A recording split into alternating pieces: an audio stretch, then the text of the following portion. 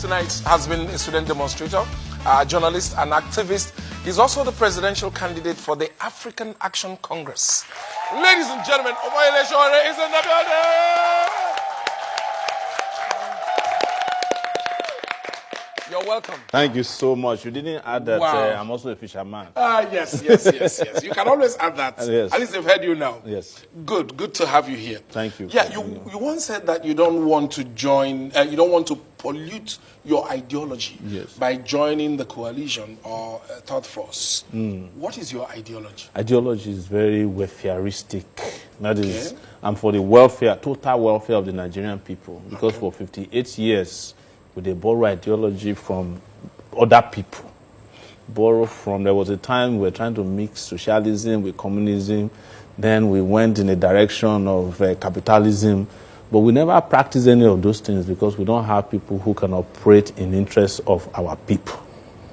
Okay. So to now go and join coalition when I already have a coalition of the oppressed in our political party, the coalition of the unemployed, coalition of the abandoned, the coalition of people who have been cheated. There's no need searching for other coalition of people who may not share the core beliefs of our own political party and movement. That was what made me say that. Okay, we'll leave it for you like that. Yes. We'll leave it for you like that.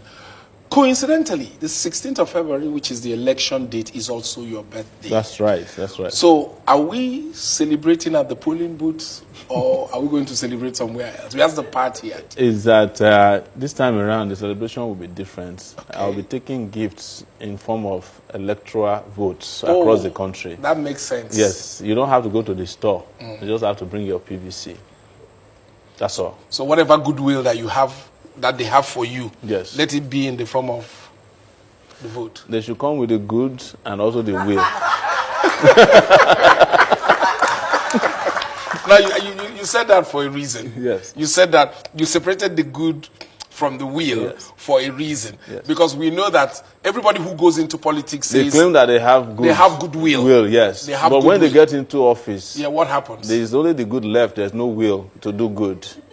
Wow. That's the problem. That's the problem. Yes. Okay. What makes Sowore different from every other presidential aspirant? What makes you different? I'll go back to the issue of will. Okay. That of all the presidential aspirants, over the years, 30 years in my own is the case, I've demonstrated strong will to do what is right.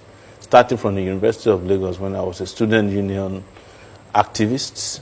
After I left there, I went and became a journalist. With journalism, I was also a university lecturer, part-time lecturer in the US for 8 years.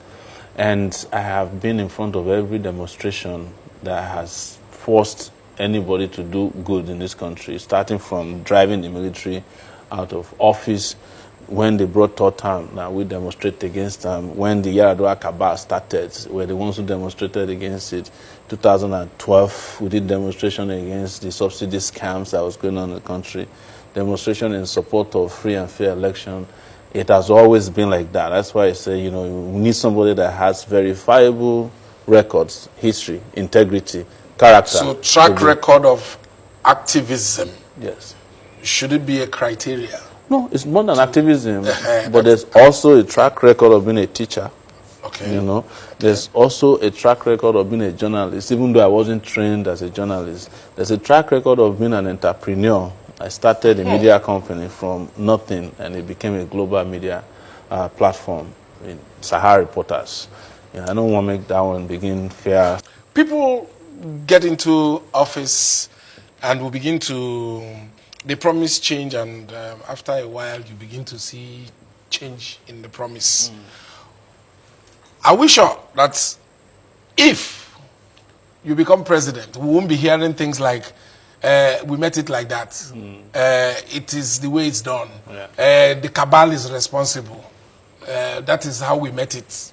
No, first I want to correct the impression and the use of word if. I want you to change it to when. Okay, when. Okay. So, no, it won't be like that because most of the leaders we have had in the past, they don't prepare in reality for office.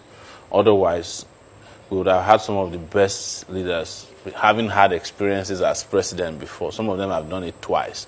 this is the only country in the world where when you fail, you're allowed to repeat again and you still fail and you still be making noise. But in our own case, we have done our homework. And not only doing the homework, we have publicized what we want to do. We have what we call Spicer Hit. We have documents that are downloadable so that people can interrogate and query it and tell us if these things will not work. Nobody has come back to say that. So we will not have a situation where we're saying, well, if we knew, because no godfather is sponsoring us. And the moment you remove godfathers from the equation of politics in Nigeria, you have a godson, and they will be doing the will of God. All right? I mean, that sounds very interesting. That sounds very, very, very interesting. Yes. Okay. Those who are staunchly in support of the present administration say they are satisfied with how he is fighting corruption. That is, I think, one of their main reasons. They say there's integrity and they're satisfied with. What is your take on it? No, it's, even the man himself says that he's not satisfied with the way he's fighting corruption.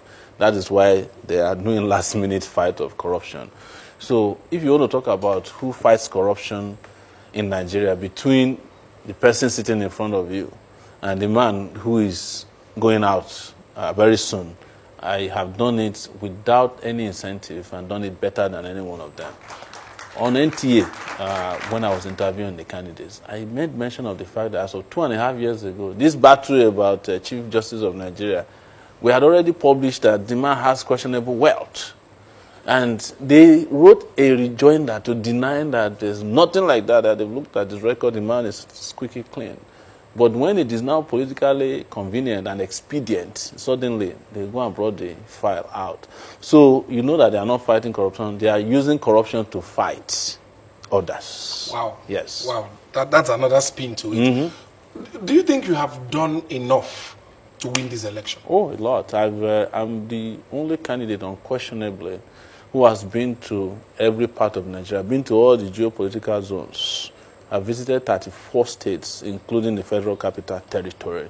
I have traveled by air, by land, by keke napep, bicycle, and by boat, canoe, around Nigeria, talking to the people, finding out what they need. I did town hall meetings. But we've not been seeing you shut down areas with the kind of rock star crowd that we are seeing. No, our strategy is different. We don't do that kind of parachute rallies.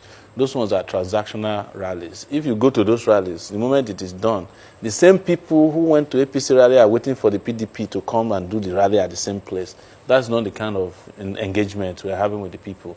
When we started with town hall meetings, for people to be able to ask us questions directly, and we did town hall meetings across this country. What we were not lucky to have is to have the money to be doing live transmission on TV. But that is not what is going to win the election. People can see beyond all those tricks by now. But we have been around doing campaigning everywhere and reached every nook and cranny of this Considering that you said you have done enough to win. Yes. So if we give you... Well, not enough until we win, because we are still 2 weeks out. Okay, So, wow. Yes. That has kind of affected the next question I was going to but I'll still ask. Ask her. Which means if I give you $1 billion, you're just imagining, not like I have it to give you. Yes. If I give you $1 billion now, there's nothing more to do since you've done enough. No. That's what I just said. That until the last minute, we are so not. There's still opportunity to do more. There's plenty. But it's not going to be about money. So now there's this notion that people say you're doing this for popularity and for money, that you're just a rabble rouser. You know, people are entitled to their opinion. One part of my life over this year is that I've worked very hard to promote freedom of speech. Yeah. And the aspect that is not there is the freedom after speech. And when I become president, everybody will have freedom of speech and freedom after speech. So those who are saying that I'm a rabble rouser will still have their freedom intact. Okay. But I'm not. They know that if I was, I would probably not be sitting in front of you. Seriously. Everybody wants to solve Nigeria's problem. Yes. If you have the chance, or when we give you the chance to, let me change it. Yeah, when we give you the chance to, what is that one problem that you think that if you fix it, things will begin to take shape? It's not one, I must tell you. It's more than one. If you had a 1 point agenda, what would it be? If I choose, it will be electricity. You know, I would light up every corner of this country, put 40 million homes on the national grid, or whichever grid we have, because national grid is not a way to describe grid. National grid in Nigeria is a grid that promotes darkness. So we have to be very careful how we use some of these terminologies.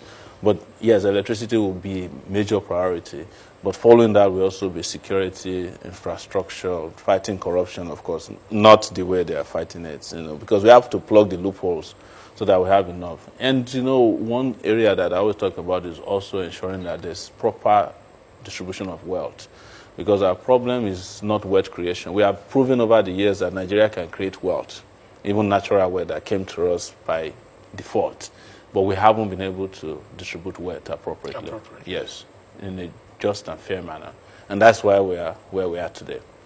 Thank you very much, Mr. Sowore, for your time. Thank you for bringing me on your show. Please, a round of applause, a round of applause.